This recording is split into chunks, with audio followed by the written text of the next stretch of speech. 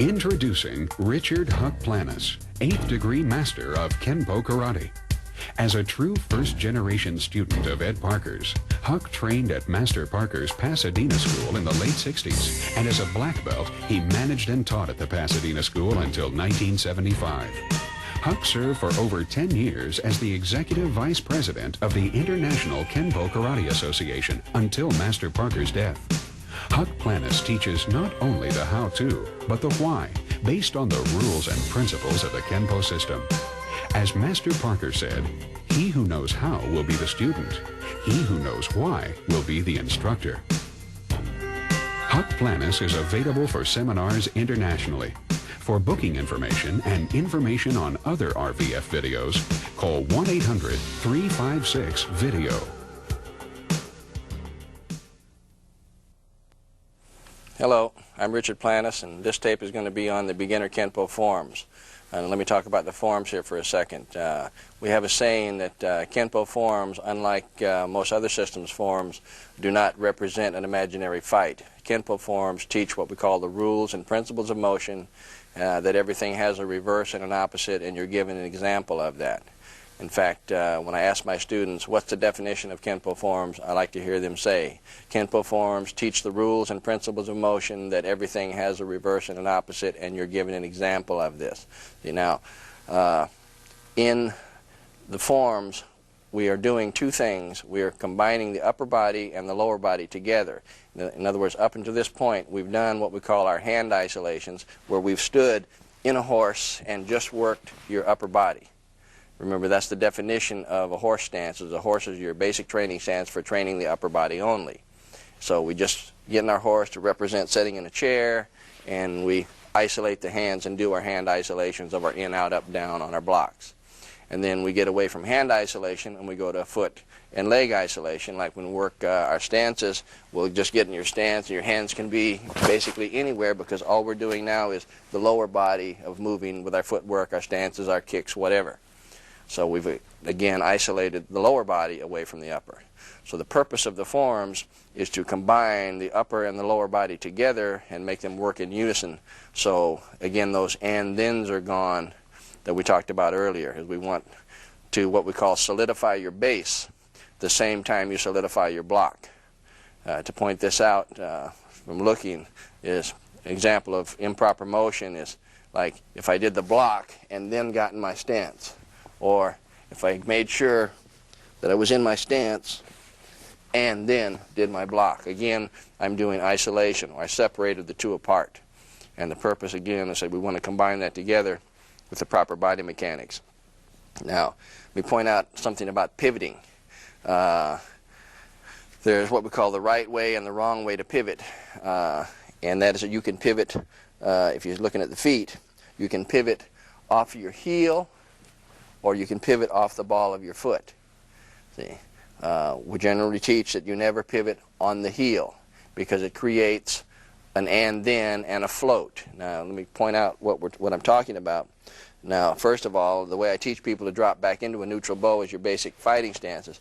I have you just like take a couple of steps forward, normal, and this will put your feet at normal everyday width.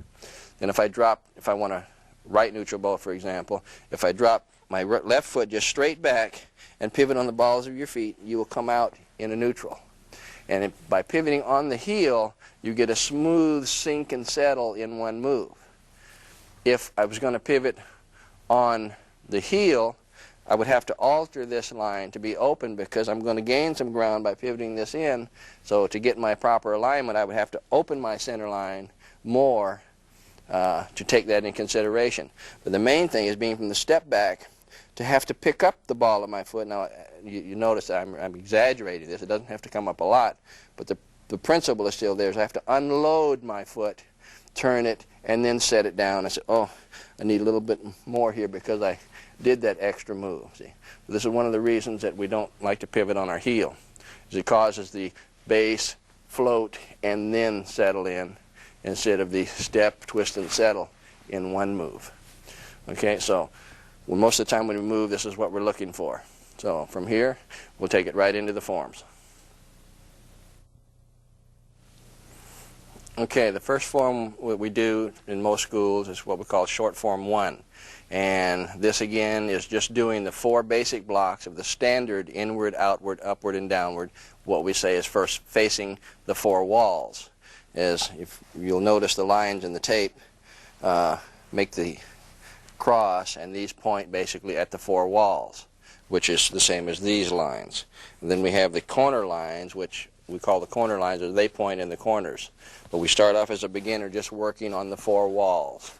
Now every form has a name and a definition. So short 1, we say, what is it?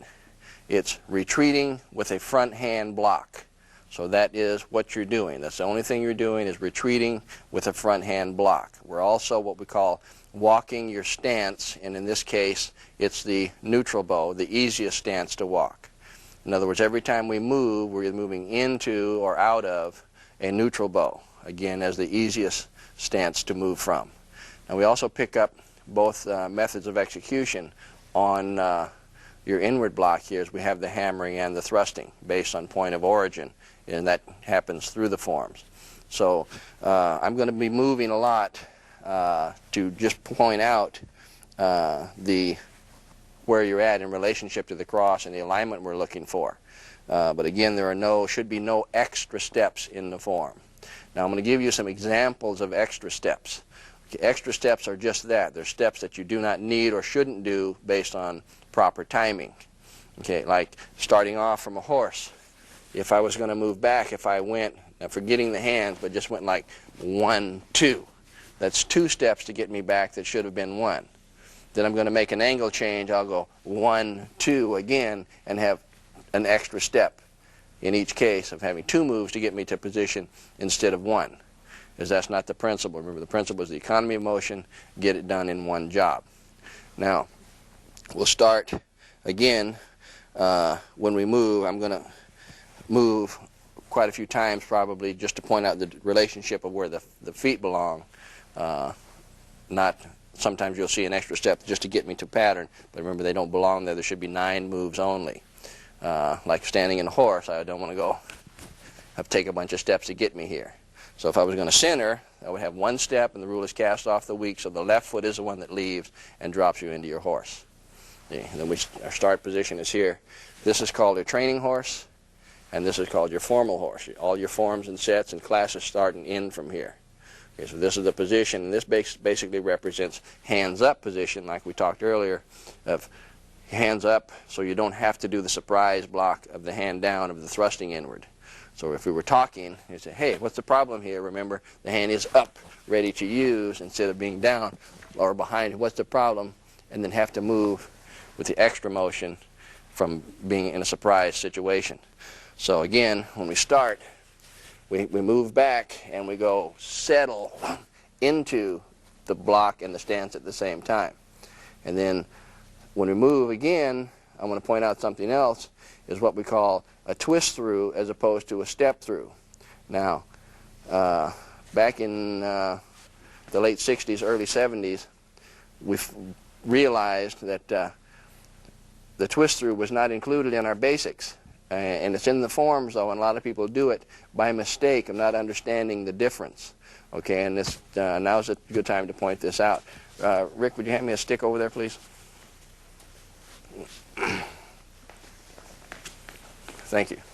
Okay, now the difference between a step through and a twist through is just timing. The end result is the same. Now, here me being on line in a left neutral bow facing the camera, which is 12 o'clock, your center line should point at 1:30, 45 degrees out. If I was to do a step through either forward or backwards, now first of all, the definition of step through is changing sides facing your opponent by either losing or gaining distance. So if I come forward, I'm going to gain distance. If I step in reverse, I'm going to lose distance. But coming forward, so you can see this, when I move, the center line starts moving right away. So when my foot gets there, the center line also gets there. So it happens at the same time, either in forward or reverse. In a twist through, you get either the distance and then the rotation, or the rotation and then the distance. So example, I would say, move forward, keep this line, get the distance, and then pick up the rotation. See? Get the distance, and then the rotation. Or you can get the rotation, and then the distance. See, everything has a reverse and an opposite. So this is a common mistake that I see a lot of beginners do when they do short one, is they do basically twist throughs. In other words, they'll get the first position and then get the distance and then the rotation. And that's a broken timing. Again, that goes back to like isolation. You isolate the two parts from each other. So we want to watch our twist throughs here. Again, those, if you know the forms, those are found in the twos when we pick up the twist throughs and bring in that timing. So right now we want 1, not 2. So when we move, we're going to start centered. Now remember, I would not be on line. If you're looking at the lines, I would not be on line. This line, I would have to be here. So when I cut the angle and move, I would wind up on my heel and toe line. Again, these lines are just references. But a lot of times I'm going to adjust to show you the alignment, especially in the angle changes. So we had our first hand move. Remember, the hands were here. That represents hands up. So when you move, you have the hammering inward. Then the second move comes from what we call a false unrealistic position, which is cocked on your side. See, we started in our training horse, we started here. And this just says, this is a place to put it, like the gun in the holster, while we look and study one thing. Then put that in the holster while we study the other hand. Our hands in Kenpo are generally never here. They're always in a realistic fighting position. But because we're doing single moves, we look at it as a single move, and we chamber or put the other one in the holster cocked. See? So when we moved, again, to get the center line correct, we move back and cut the line. Now also, talking about footwork, is everybody should be familiar with the what we call the V-step or the L-step. Now, V-stepping or L-stepping is when we do this type of motion. See? Close and use it for changing directions many times. There's a rule or principle that follows, and we say we never V-step to move away from a person, but we always V-step to move into a person. The reason being, we close our center line and we pick our line of entry. So where do I want to be? See? So the reason for this is, if I move, like just working from the front, you have to imagine yourself as an opponent. The camera is an opponent. If I'm standing here and a person moves on me, if I bring my feet together before I step back, I haven't done anything with the target. See? The target position and depth has not changed. So that's my first move, and then my second move is going to move me away.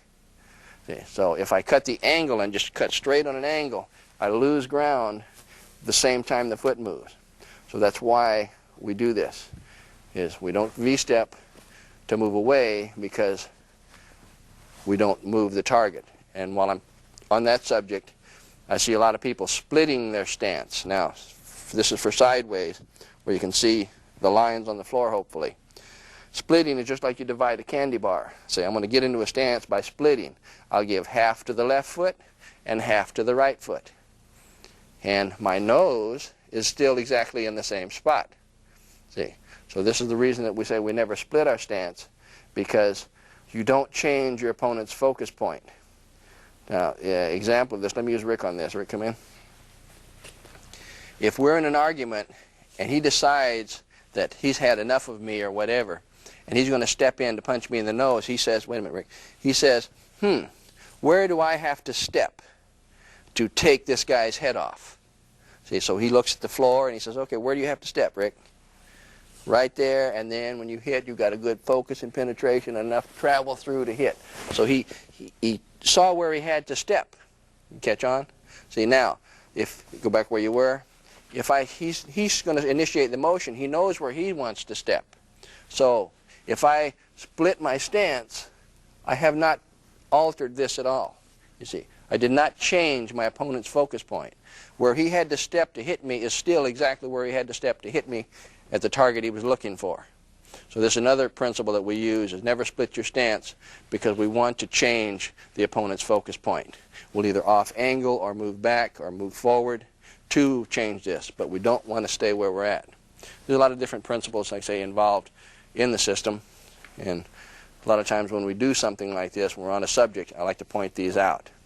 Now, what we're doing again is we're doing our two in the short one, two inwards, two outwards, two upwards, and two downwards. There's another principle in our forms that when we do our upwards, they're always behind us.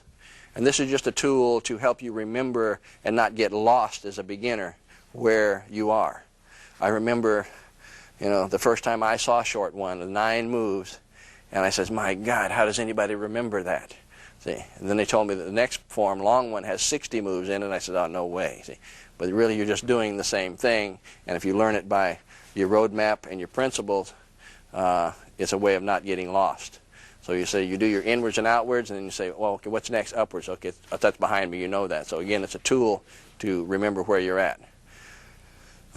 We just to be different. Like if you study other systems or are familiar with other systems, you'll notice that most other systems, when they cover, meaning turn around to go the opposite direction, that they do it with a downward block, and we just be different and do it with an upward block. But actually, we do it with all blocks. If you've learned all the forms, you'll see that. Now, again, when we move away, we're settling with your stance and your block, and we don't want our twist through, so when we start moving, we're actually using a cat through or cat transition, and we move. The second block comes from your hip up, and there's where you pick up the thrusting. So you have both the high hand says hammer, the low hand says thrust. So you picked up the 2 inward blocks to 12 o'clock on that line. Then we have our first angle change.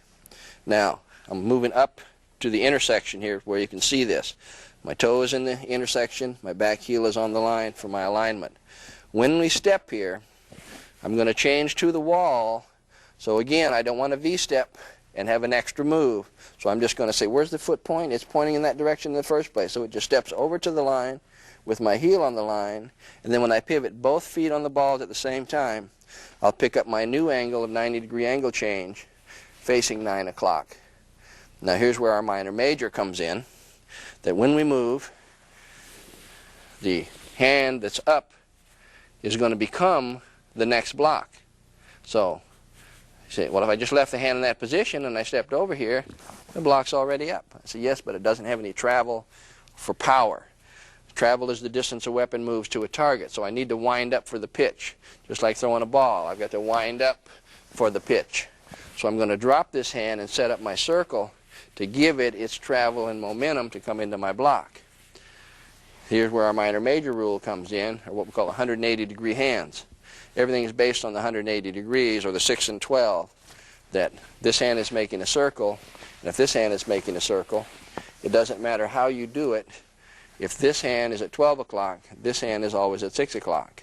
Then we have your 3 and 9s, your 3 and 9, 6 and 12, whatever you do, they're 180 degrees, or this principle out from each other. This line is the same as the horizontal line, as one is always cocked and one is always striking.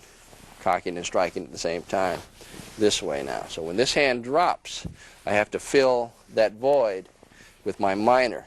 And the way I explain this a lot of times is you're at a picnic and the bee, eating a sandwich maybe, and the bee comes to your ear. You go, get away, get away. And that's all you're doing, is you're brushing the bee as we move over, and then the solidify comes in with the block. And again, the stance, both minor major happen at the same time, so when you move, this settles as one move. Okay. Now from there again, we're going to step through and work the opposite side. Now, here's where our cover comes in.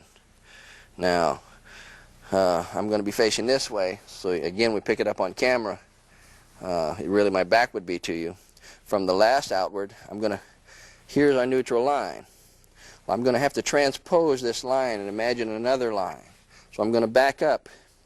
And now remember, this line is on my front toe to my back heel. When I cover, I know that my back foot is going to become my front foot, and that has to be my toe line. So when we cover, I'm going to move my front foot over again and put my heel on that line. So when I pivot, I now pick up my toe line to my heel line facing the opposite direction. Okay, so you have to make that step over, what we call add the cover angle. Again, if it's going to cover again, I would say add the cover angle and pivot and you come out heel toe. To do it again, add the cover angle and pivot, and you'll notice that I'm walking toward the camera, and this is what you would do to catch that angle. Now, after, back to first position, so when I moved, when I stepped over, I'm going to pivot, and you'll notice that my last outward is already in position, so when I turn, there's my minor inward, and then the upward comes outside of it. Then to move away with my step through, which really I'm using the cat position, remember, becomes the inward and the upward happens. Now, here this will show up on camera from here, moving back to the intersection, so I have to go back to face 12 o'clock. So now my left foot steps to the line to put the heel on the line, and when you pivot, you pick 12 o'clock up again, and this is with your first downward. Now back to the transition, when the upward was up, here's where we get into the difference between application and alternation rule. I might have talked about earlier, if not it'll come later on, is in alternation, if I just used my right hand, the next move has to be my left. But now we're applying the principles and the rules, so my right hand is the one that's cocked. It has the travel for the downward block, but I'm still going to put in my minor. So when I step over, the left hand becomes the minor inside downward palm up to give me my opposing force rip the rag principle to do my downward block. Then this turns in my second one to become my inside downward as we move away and settle with. And then as your last position to step up to the close. Now, around to the close rather. Now, that's another, I'm going to point this out, what we call the last step. Your brain, is most people, especially beginners, do this a little bit wrong or off, is your brain says, oh, I'm done with the form, this is my last step, and you lose your stance from here. Now what I mean, you can see this on my back foot.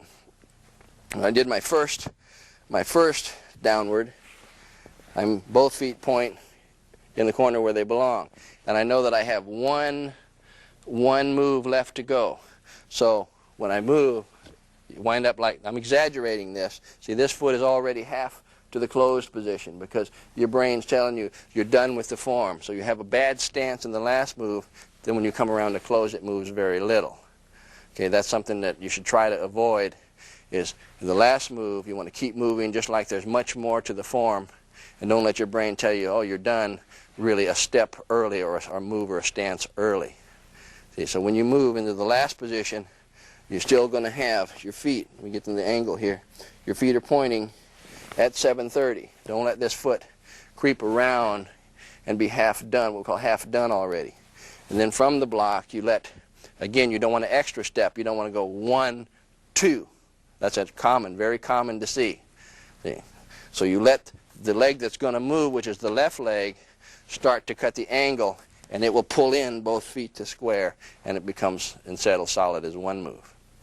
Okay, so this is what we're trying to do, is work in all these angle changes with no extra moves and solidify your base with the block. And that's again the principle that you're learning in short one, not long one. Long one is the next form. And all we do is we take, in our series of beginner forms, we take this in, out, up, down principle and just add to it and change it in all the different combinations and possible ways to do it. Now what we've done here, remember the definition of this form is short one is retreating with a front hand block, walking your neutral bow. And that's all we've done up to this point. So this will wrap up short form 1. Okay, now the next form we're going to do is long one, but we're going to go back and review a little bit here on short one because I used the pattern and I did a lot of adjusting to show you what we're looking for and what we're trying to accomplish. Remember, we're only looking for 9 moves. And when you count, I want you to think 9 moves. So and feel and look for those extra steps. So when we move, we're starting off. We sit in our horse and we go 1, 2, 3, 4, 5, 6, 7, 8, and 9 back to where we started from. So let's try to stick with 9 moves. Okay, now let's get right into long one. again, we go with our in, out, up, down principle. But we're going to do something different. So we say, okay, what have we done so far? Short one, I've retreated with a front hand block. Now, before I do this, this reminded me that most schools, when we do short one, we do both sides, right and left side. I tell people all the time, back in the 60s, we didn't make people do both sides of the forms because they're built in. A lot of people don't realize that the second half of long one is the left side of short one, plus adding to it the new material. And I'm going to point that out when we get to that point. But now to continue into long one, we're still going to do, all we're going to do when we do long one is we're going to repeat short one, but we're going to add to it. So again, we say we retreated with a front hand block. What can I do now different? Well, let's add a counter. So we're going to counter with the rear hand and use a punch. Now, when we do, we learn the stance change that comes in and the reasoning why we do it. We've already should know, basically, that you learn before we get to the forms in your isolations that when you use the front hand by itself, we basically stay neutral. When you bring the rear hand in by itself, you should use a forward bow. And that's the single rule, front hand neutral, rear hand forward. You're going to find that in the forms, when we use both hands at the same time, you can be either way and you will be either way. You're going to find in the forms that sometimes you'll be using both hands together in a neutral, and sometimes you'll be using both hands together in a forward. The rule of front hand neutral, rear hand forward is when they're used singly. And that's what we're doing now is in our progression of building, we're in our single moves. Now, the problem we run in here too, or along with that is the footwork, is when we did short one, we walked our stance again, which was the neutral bow, the easiest stance to walk. Now you'll notice in the first half of long one that every time you move, now you have to move from a forward bow, which is much harder, and you learn the body mechanics and the weight shifting that comes into play when this happens. And that's why, if you've thought about it or seen it or know it, that long one has an extra stance, not a transition, but a stance. Remember, a stance is a frozen transition. It has an extra stance in the beginning to show you what you should be doing as far as shifting your weight to make you move correctly and keep your feet in the position they belong in. Is what we don't want to do in the form from our forward bow is break our back ankle. Now, breaking your heel or breaking your, really we call it breaking your heel if you can just look at my back foot from a forward.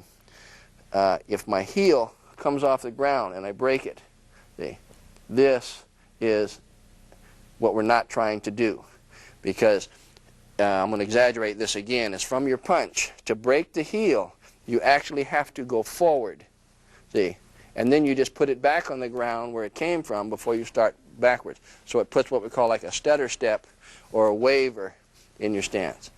I see some people do the form. They're so wide when they punch that before they can move into the next move, they even drag the back foot up and then step through and get that extra step in there. Remember, this, with all the stuff we're trying to eliminate is those extra moves. Okay, now I'm going to do this from the side so we can see what we're doing. That when we moved in, and you got, let me get on the alignment here for the form. When we get into our neutral bow with our front hand block, then we say, okay, that's short one. Now I'm going to add the rear hand as a punch. So the punch comes in, and your back foot should turn in 100% form or pure form. The foot points to where the punch goes. In actual application, you can lean or you can shift the foot a little bit and pick up the bracing angles, but for the form, the foot should turn and point to where the punch comes in. Now, remember, I don't want to break my heel. So breaking the heel only comes from throwing your weight forward, see, and leaning. So to keep that from happening, I teach people, I say, imagine there's a spike in your heel or a nail, and you're trying to drive it into the ground. So when you move, it's already in there, but you drop back, and you really stick it in the ground. You say, get that heel, plant it solid in the ground. And that's our principle we're working. So when we move, I throw that weight back, and now my head can come out of there instead of break and go forward. So from the position, I can shift back, and I throw my weight back into my transitional cat stance with my extra block. And this is an extra move, and it just gets me to my position and say, okay, and we stance and we freeze it, and we say, like, look, Ma, every time you see me move, you're basically looking for this position. This is what keeps my heel down and lets me gain or lose that distance from my opponent correctly without that jog forward or waver forward before you move back. And then you continue stepping back. Now it becomes standard, and you don't see that stance anymore, but you see the transition. The transition is always there of using the cat. So we say block punch, cat block as the extra move, and then block punch. And then from there it remains strictly short one with the punch added. So I'll take it up to that point, and when we get to the upward, I'm going to talk about the hand isolation or the extra move in there. Now, when we moved back, we went inward, forward bow and punch. Cat block with the extra move, inward, bow and punch. Now we have our same short one position that I do my minor major to my outward. My hand now is already halfway there, so now the B is very close. So when I move over, the outward comes and the bow and the punch. And the step through to the minor major and the bow and the punch. Now I'm going to turn around for the camera and set my angles again. Here's where you would be, is heel and toe facing in this direction, which would be this direction. Now, I'm in a different position than short one was, so I also have an extra move in here. And again, I'm going to add my cover angle. So I'm going to move over, transpose my line over, and say, remember that my back foot is going to be the new line, so I again have to add the cover angle and pivot to face the opposite direction. But there's an extra move in here, and that's the step with the elbow. So from the punch, when we add the cover angle, we do a back or outward elbow here. It's really an outward from the alignment. Okay, but you can think it back because the man is behind you. But there's really no application here. This is what we call your introduction to reverse motion.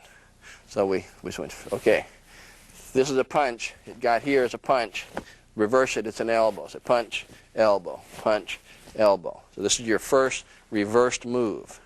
And remember, all forms also, besides having their theme or their track that they're trying to get across, generally has what we call previews of coming attractions or things that you're going to see in the next form or something that's going to happen later. And they're done in isolation or introduced in the form. So here it's introduced in the form that when we step with the elbow. Then I'm going to do my upward block from here, but my hand is not in position to do an upward. If I just did the upward from here, I wouldn't have any power or body mechanics in it. So what I have to say is I have to put it in alignment. So I'm going to do a vertical move. I have to set my hand to vertical. See, so when I do that, I do the step in the elbow. I just drop the elbow. Now it's ready to do my upward. So when I pivot to my neutral and shift my feet, the upward happens. See, so we had a major stance change or foot maneuver with a major hand maneuver.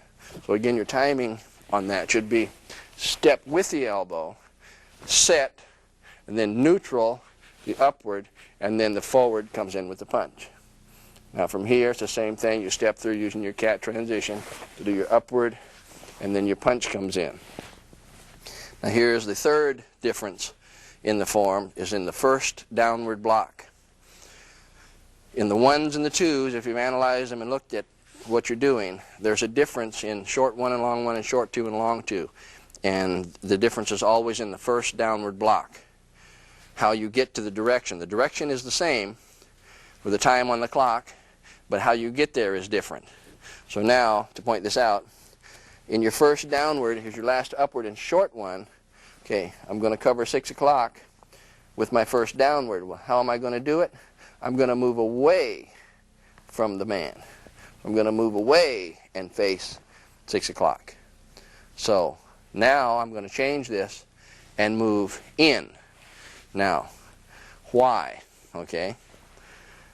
What we say is about the ones, short one and long one. They're what we call the retreating forms. They're the get away from the guy. Beginner's forms. The reason is beginner does not know much. He doesn't have much ammunition. So we say, when in doubt, back up.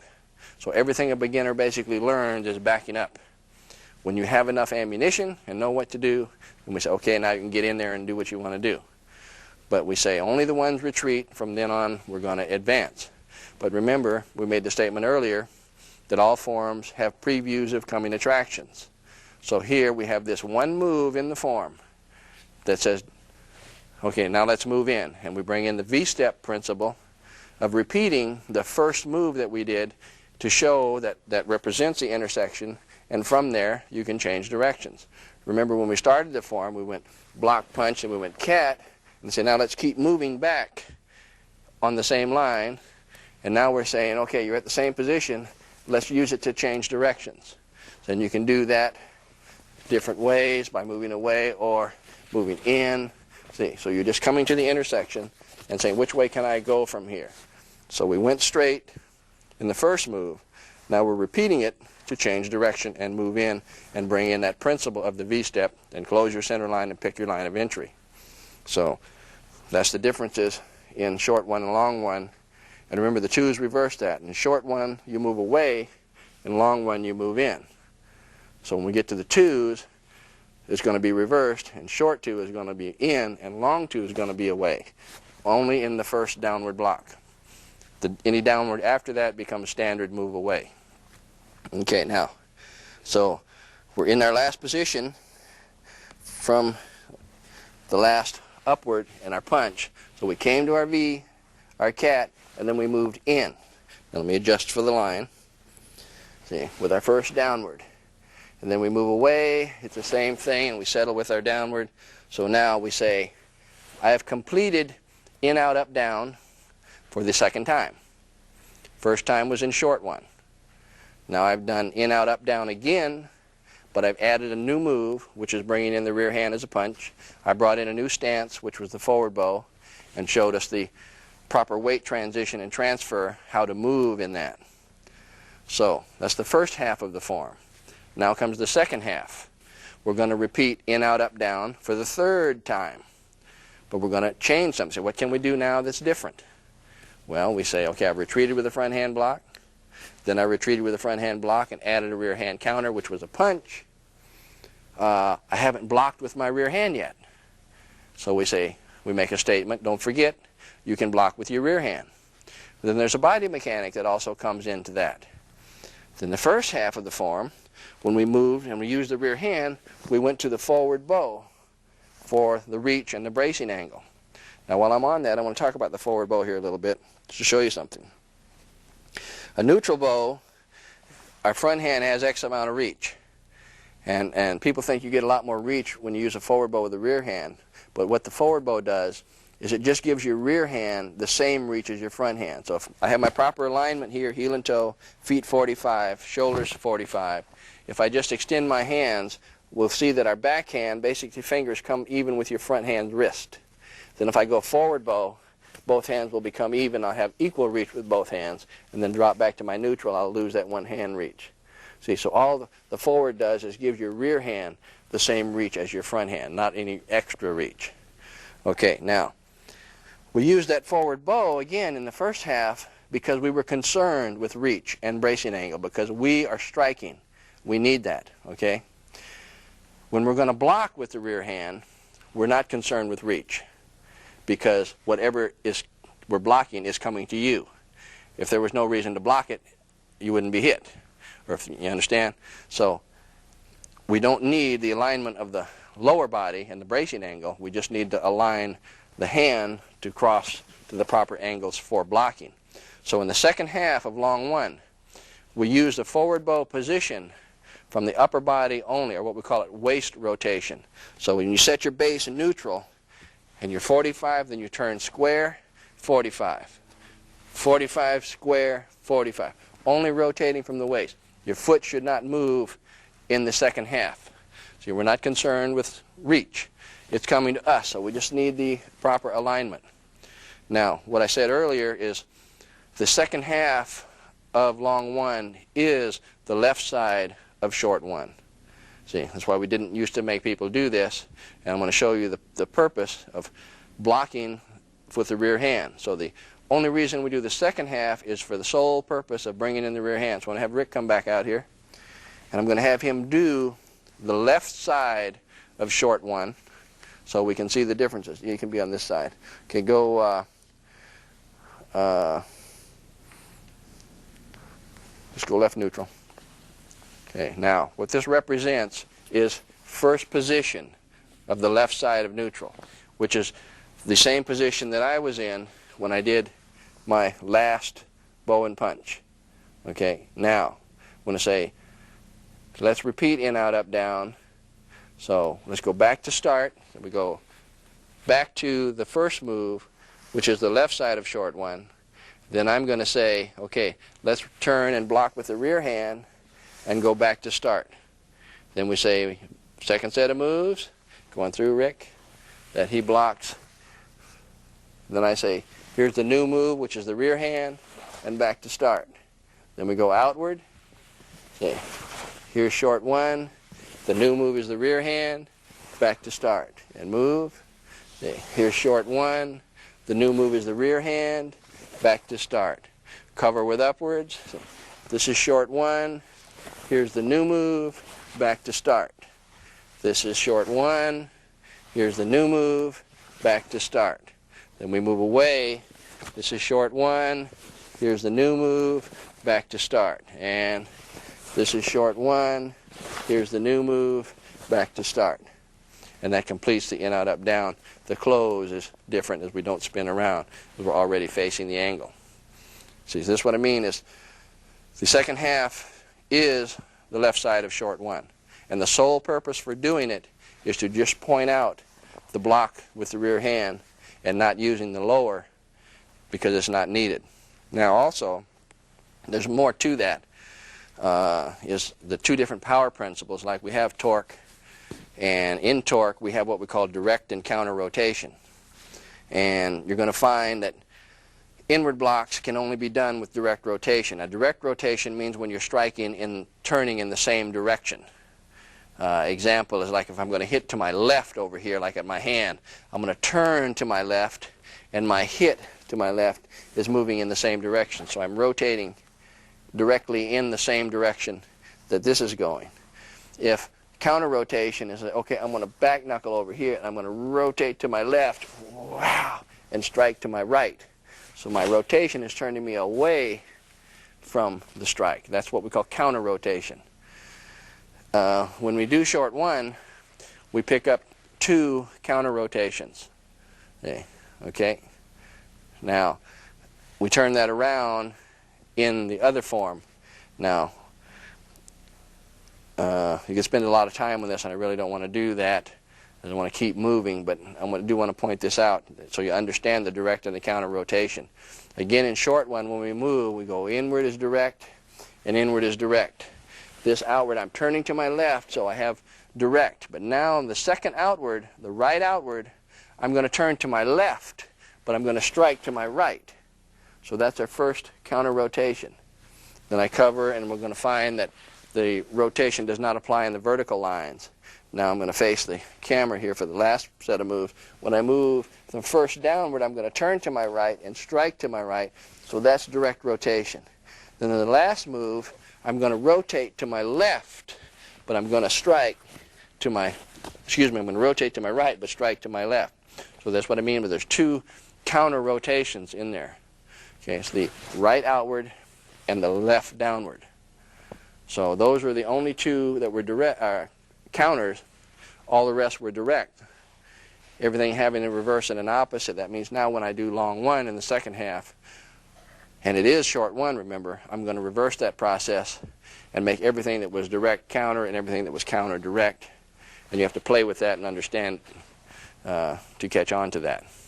Now, that gets us through the standard in, out, up, down blocks. Now, we get to what we call the hand isolation portion of the form. This is really our first isolation, and isolations are what we call food for thought, previews of coming attractions, things to look for, to see if they're there, to see if they're not there. If they're not, where are they? So you finished the last downward block. So again, I'm going to go to position here where you just went 1, 2, 3. Now that was the last standard downward block. Then we step into our horse, and that is one of the keys for what is a hand isolation. Anytime we stand in a horse and just move your hands, that is an isolation. In other words, we're out of a fighting stance or fighting position. So this says, hey, look at what you're doing, think about why and how come we're doing it. So in the end, on the line, now this would be the alignment, but really I would be stepping up to square. So on the last downward block, I say, okay, that's the standard downward blocks, but there's a lot of other things that we use too. And here are some other things that we do. So when I step up into my horse, I'm going to do this in conjunction with a different block now, and that's the inside downward palm down. Okay, so when I moved, when I hit my horse, I make the inside downward palm down, and we do these in sets of 3 also. We go 1, 2, 3.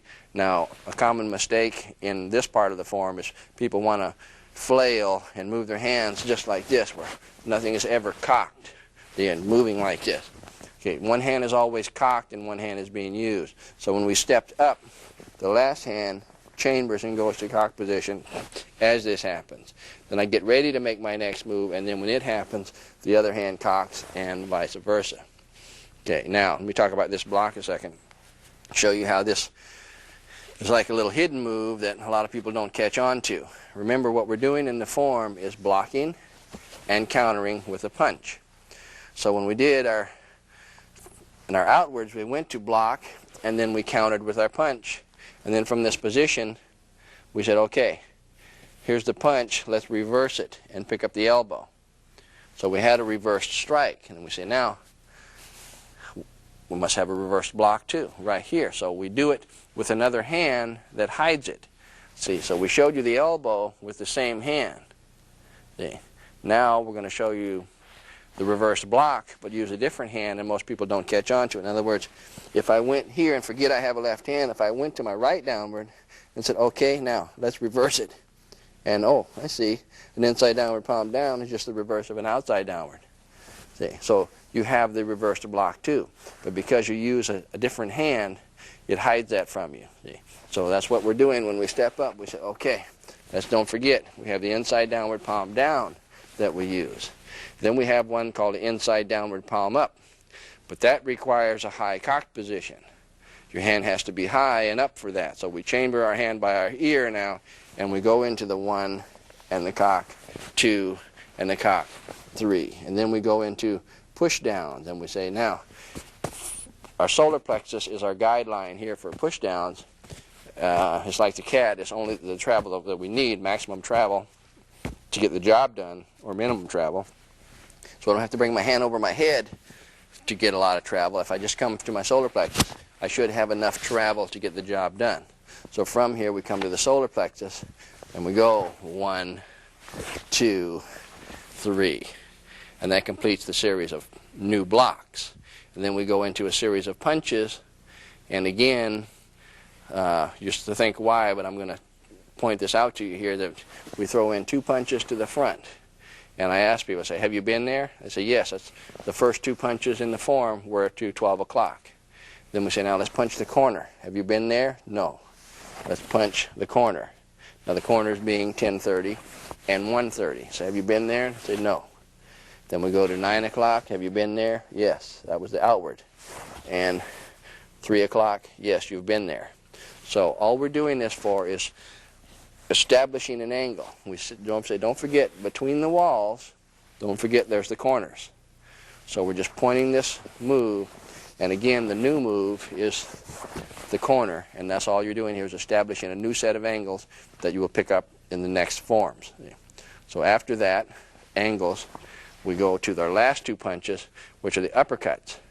And again, when we did our push down, our first push down, we went from the solar plexus down.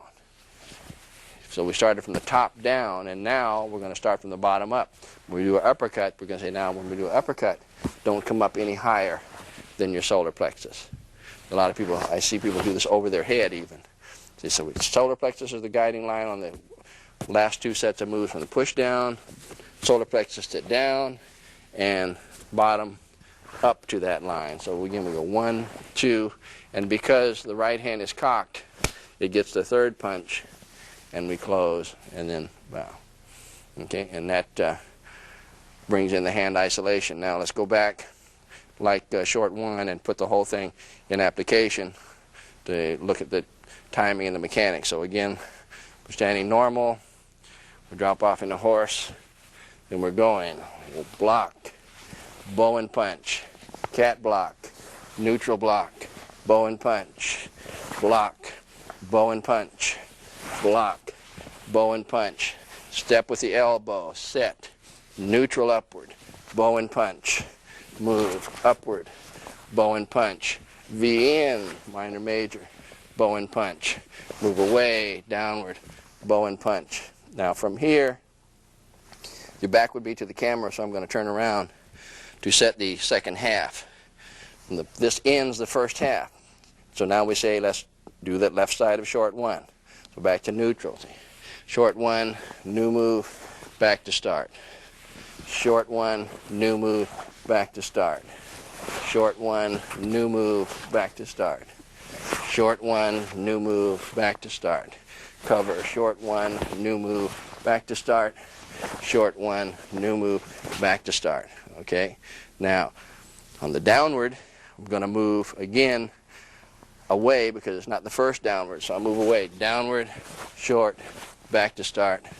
Downward, short, back to start. Now, I would be here, and this is where the ending comes up. Step into the horse, the new moves, inside downward palm down, 1, 2, 3. Palm up requires the high cock position. 1, 2, 3. Push down from the solar plexus. 1, 2, 3. And then our punches. 1, 2, 1, 2, 1, 2, 1, 2, 3. And close. People ask on this, should I look and turn where I'm punching? So it doesn't matter. Remember, you're in a horse doing an isolation. All you're doing is establishing angle. So you're saying, don't forget, we're just saying we've been here, here, and these are our new angles. So all you need to do is just establish those lines and then close it out.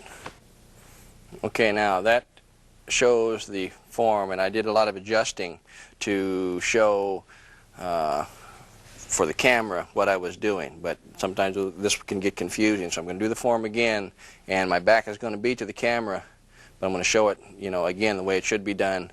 I'll be naming the block, though, so we'll still see or be able to hear what's going on if it is hidden by the camera. So we'll start again. We're already in our horse. So we go inward, punch, inward, inward, punch, outward, punch, outward, punch. Step and elbow, set, upward, punch, upward, punch. V in, downward, punch, downward, punch. Second half, inward, inward, inward, inward, inward, inward, outward, outward, outward, outward, outward, outward, upward, upward, upward, upward, upward, upward, downward, downward, downward, downward, downward, downward, isolation, inside downward palm down, inside downward palm up, and then we go into the push downs. 1, 2, 3, add the punches. 1, 2, 1, 2, 1, 2, 1, 2, 3, and close. And that's long 1.